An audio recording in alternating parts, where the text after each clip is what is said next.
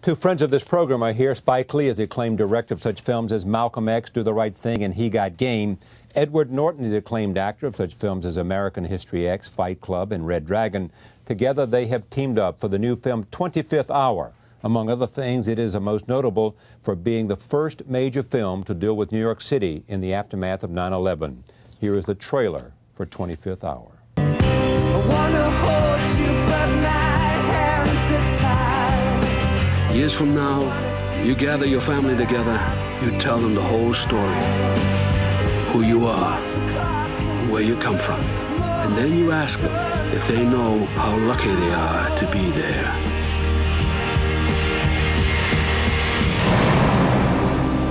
This will be the best night of my life. Best night of my life. I am pleased to welcome Spike Lee and Edward Norton back to this table. Welcome. This is great. It's a good movie. Happy New Year. Happy New Year to you. Happy New Year. There are a lot of good movies out. There really, and this is a... I mean, if you're a film goer, you love films, there's a lot of good films in the theater, and you know, historically, the Academy, the studios save their best films at the end of the year for Academy's consideration. Now it's just a glut, and there are a lot of good films out there really now. are. I mean, for anybody who says something's wrong with the movie business, there may be something wrong with the business, but there's nothing wrong with the talent that's out there creating, acting. No, I agree. I've said that before. I mean, I think this year is an unusually piled up.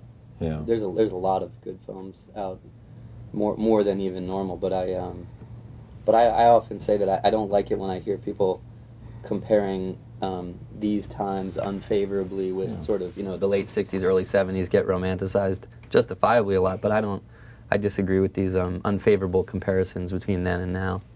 I think it's I mean, you might disagree with me, but I think in some ways there are more ways to get a movie made now than ever.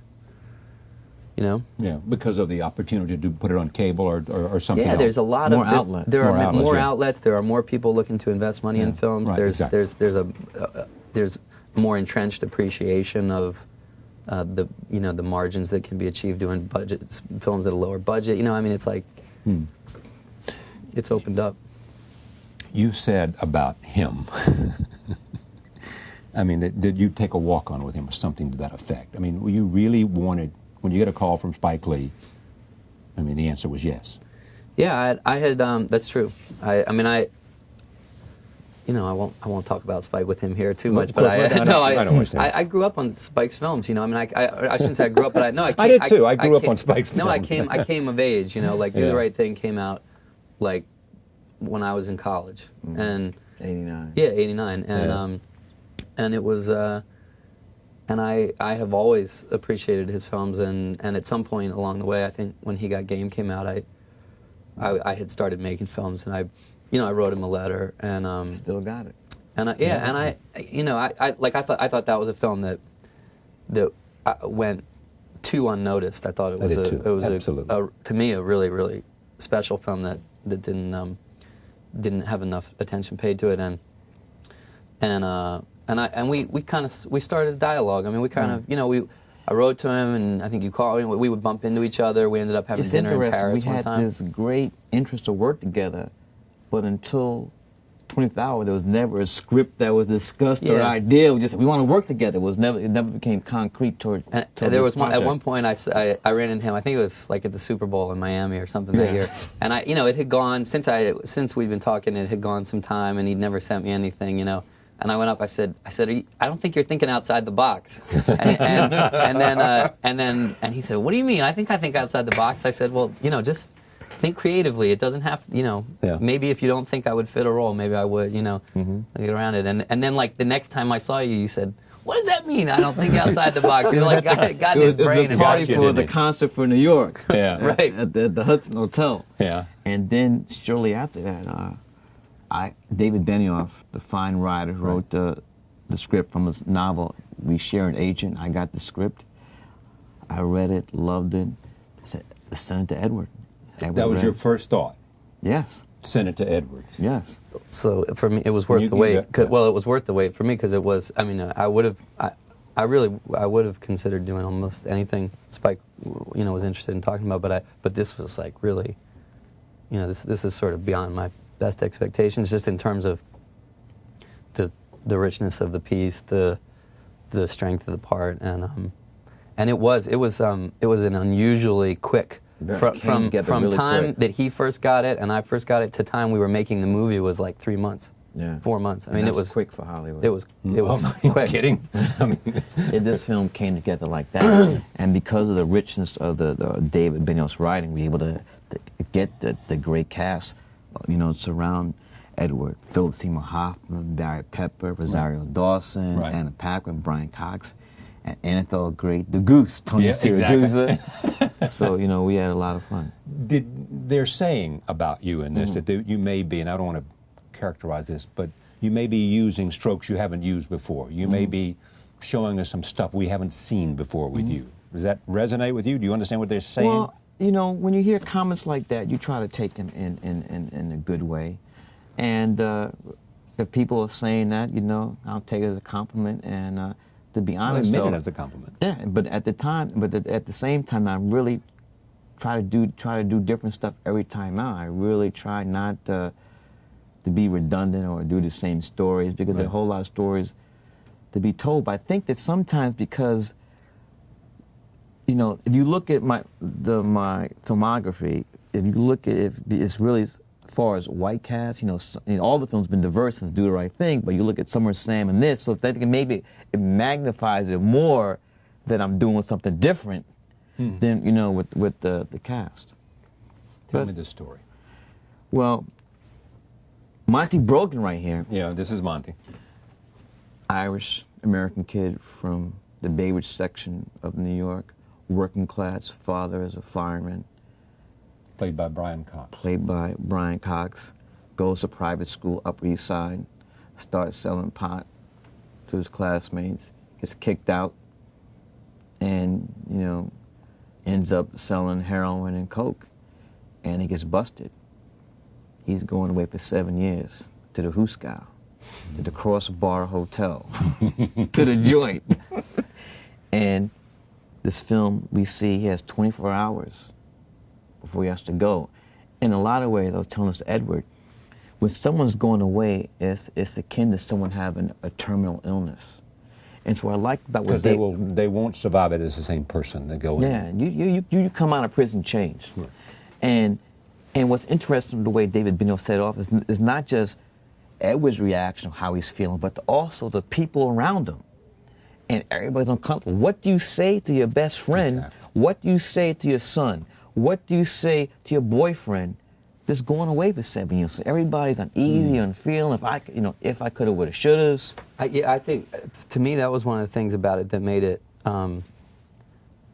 It made it complicated on a human, emotional level, because I think when he's comparing it to terminal illness, I agree in the sense that it's like you ask yourself the question, how do you wrap up your life when you think it's about to end, or what do you do? And the truth of the matter is, you can think grand thoughts about what you would do, but a lot of people would do just what he does in this film, which is try futilely, in a way to tie up loose ends to make everything okay before you go.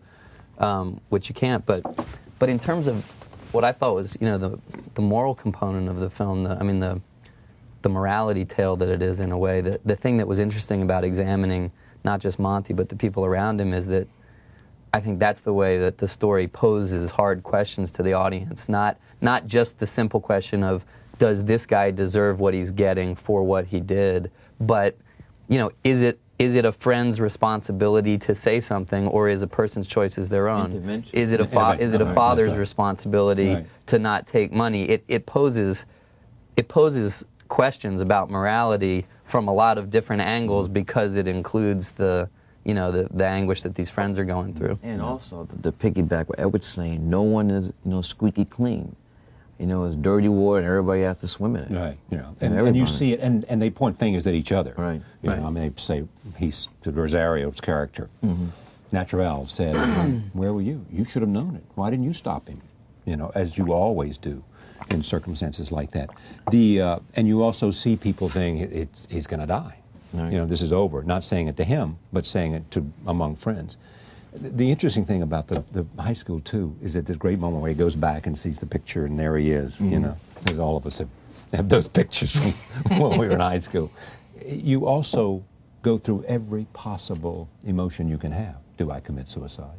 Do I flee? Do I, it's not just tying things together. It is, what are my options here? I think that it's very much about, especially the beginning of the film. We actually talked in the early days prepping it. We discussed this idea of extending the walk that Monty is taking. I said to him, in some ways the story gets going in the evening. What did he do that whole time before he arrives? In the morning, we know that he's sort of spent the morning walking around, and we made the decision to allow some of that to breathe in the film, because that, to me, is when he's doing exactly what you said, which is desperately sorting through what are my options here. And as the evening builds, I think the tension becomes, we realize that he has some idea tucked away about something desperate that he's going to, attempt. What's interesting, and maybe it's because of him, and not only what he brings in this performance, but what we know of him. This is a smart guy who knows he's screwed up. Right. That's clear that he understands that he doesn't try to blame people. Right. He's the last person that's looking well, for.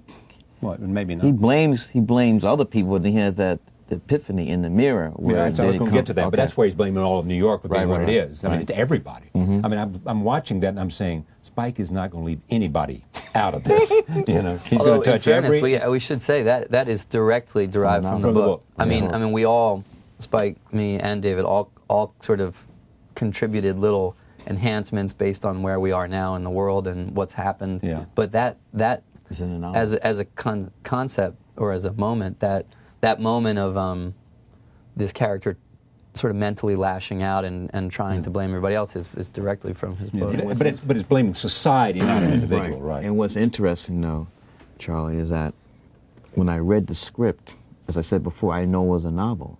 So I went back to the novel, and that scene we just talking about, the FU montage in the novel. So I called David Benioff. I said, David, where is this scene? Yeah. He said, well, it got developed out.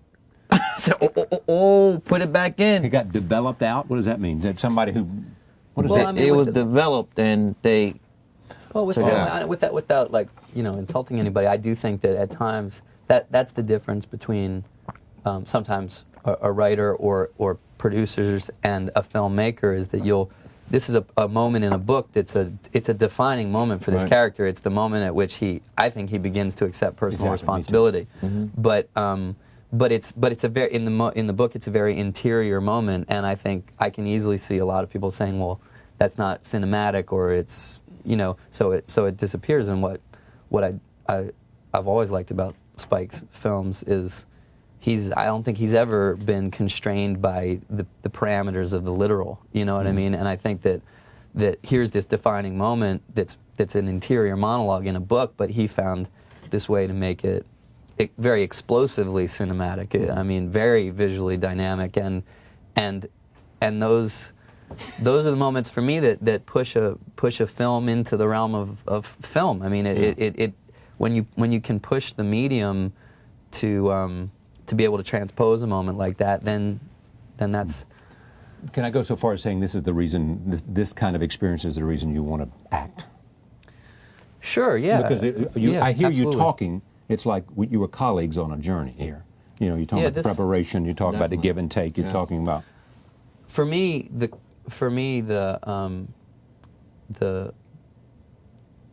sort of the holy grail of elements, in a way, when you head in to work on any piece in theater or in film, is if the text that you're working from is fundamentally strong and rich, and the person who's going to direct you have a great deal of faith in as a director, then you're in the sweet spot as an actor, because all other concerns sort of melt away. You are left free to do just what you do, and do it with no sense of self-consciousness or fear that you might throw something against the wall and that's not good and it'll be used. If you trust the person that you're working with and for, then it frees you up, and it frees you up. And that scene is a good example of that, because I am familiar with Spike's work. I do know the ways that he so successfully explodes moments like that. And so we end up, in a bar, out in Brooklyn, and it's just about setting up a camera and rolling, and you can.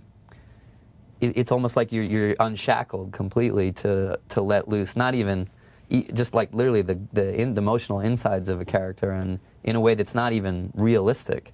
And that's wonderful. I mean, that's a great experience. We had a lot of fun doing that kind of work. I also had a great softball team too. You put together one? Every film we have a softball team. Yeah. Did you film this last summer? Is that when you filmed it, or? We filmed May 13th to July 3rd. So we had a very short post-production period to try to get it ready for when it came out. This is not an expensive movie? Cheap. What's cheap? $15 million. Is that right? Mm. But we understand that because it's a financial risk. This film should not cost more than that, and so therefore, it's a give and take, and we were happy to get the $15 million. Touchstone, Disney did this, huh? Yes. All right.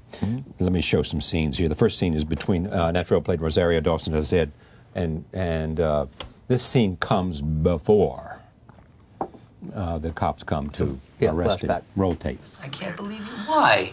Why? You've lived in the United States your entire life. You've been to Puerto Rico twice on vacation. I'm very proud of my heritage. Yeah, but what does that mean? So I should get an Irish flag tattooed on my ass just because my grandparents were There's there? not enough room on your skinny, white, flat ass for an Irish flag. Yeah, well, between you and me, the kid's gonna be just about right then. Kids, at this rate, we're not having any. Boy, she's good, isn't she? Mm-hmm. Really good, yeah. Yeah. Lala from. I saw it. Yeah, right. Yeah. But it's interesting because when you read the script, Naturel didn't have a lot of big verbal moments, and I remember when we were talking early on the phone, I think I said, this is their relationship is going to be something that's communicated with a lot of looks between each other, and there's an enormous amount being communicated between these two people without words, and I thought in He Got Game, Rosario had she had this really natural sense of stillness. And I think probably as much as anything else, I mean, among other things, the thing that impressed me the most about her is she's fairly young, and she is very comfortable with just stillness between people and allowing a moment to hang. Which is something you generally learn over a period of time. Yeah, I think so, and I don't think some people ever learn it. I think film, I really do. I think film is different in that way. It's one of the things about film can draw a lot. Film as a medium, I think, it has the capacity. It can draw these moments out of a face in stillness, or if a film is well constructed, an audience will supply a lot to it, and not a lot of actors, I think, especially as young as Rosario, I think, have that confidence to let a moment hang. They get uncomfortable with it, and she was wonderful. Did you learn things about him you didn't know, making a movie like this? Well, I mean, you don't really know someone really well as far as in filmmaking until you work with them. And Edward's, for me, Edward's a very smart person, intelligent, and he was coming up with stuff that I didn't see that were used in the film. The incident we talked about, he said, Spike, let's have this thing where he's walking at the beginning. I said, that's great. And then another thing he said, it was... I didn't know where I was going at the time, but I thought this is interesting. Because, he's taking a walk. He's going away for 24 years. For 7 years. Right. And then, another thing at the end, there's a reprise of the people we see in the FU montage. Yeah. Again, that was also Edward's ideal to bring this exactly back. Right. And it was so good that they had been on and said, I just thought I had to put in the novel. The FU montage is when he's making it. He's just going. I know you don't got a clip of that. No, I know. I wish we did. Actually, I was thinking about that. You're on cable. Why can't we just go roll in and see it? We could have beeped it out or done something. Let me take a look. We have not seen another scene here. This is where your guy Tony tells Monty that he doesn't want him to invite Naturel on his last night, as he feels that, you'll see it. Here it is. You get very mad at me. Oh, you know what? Will you stop with that already? I already told you it wasn't her. You know this. Why would she? Maybe her aunt is a legal alien. You know these Mexicans, they jump the border. She's Puerto Rican. Makes her a citizen of the United States. That's more than I can say for you. Maybe the feds, they bust her. Feds. You're cracking up. Filling my head with this You're crazy. You ask her. The Goose. I'll tell you a quick story. All right. HBO had a series called Hard Knocks where the camera in the Baltimore Ravens training camp total access. And I was watching this every time it was on, and he was cracking me up. Because? He just has a great presence. Right. He's funny. Yeah, and it looks... He's big. I knew we needed He's wide. He's wide. You know, so I called him up, so you want to be in a film?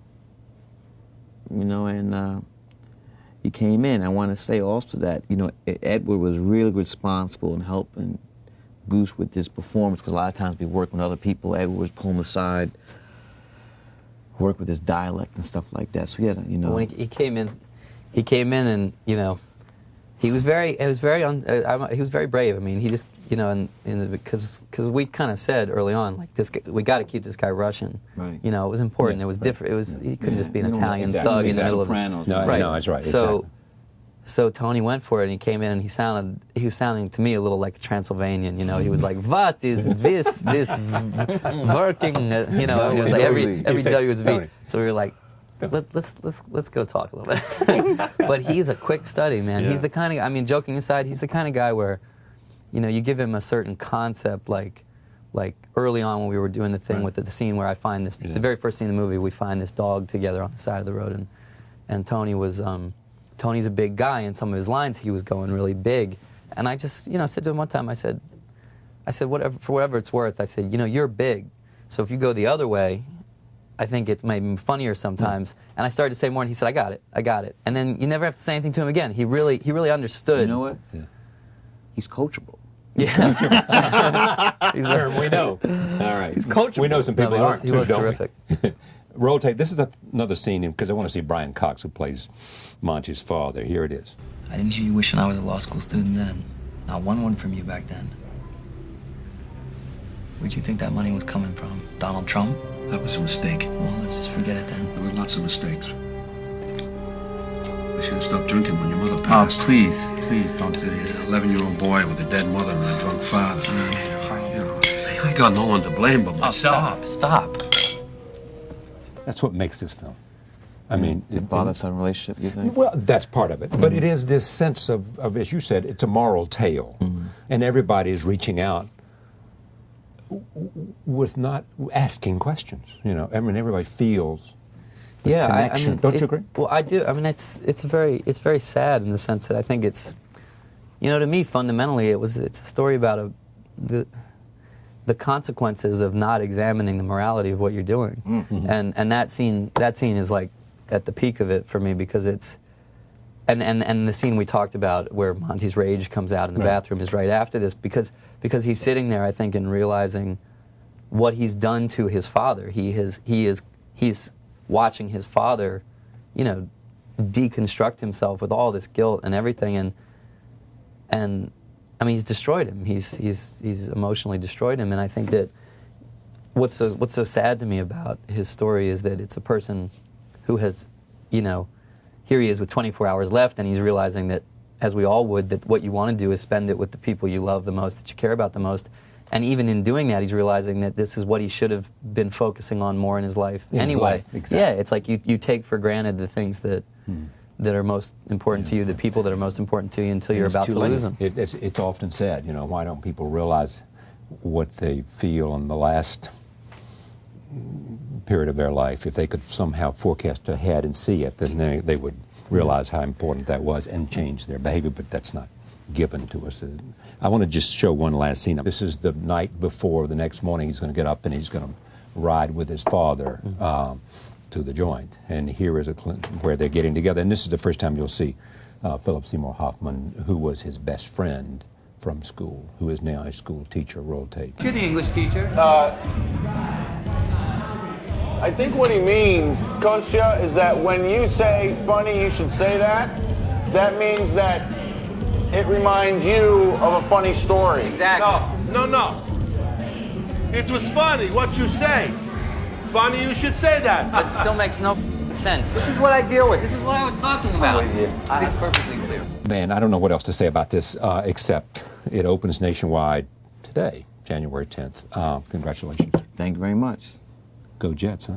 Jets. Jets. Jets. You've been there for a while, huh? Since Joe Willie? Joe Willie. Yeah. White shoes?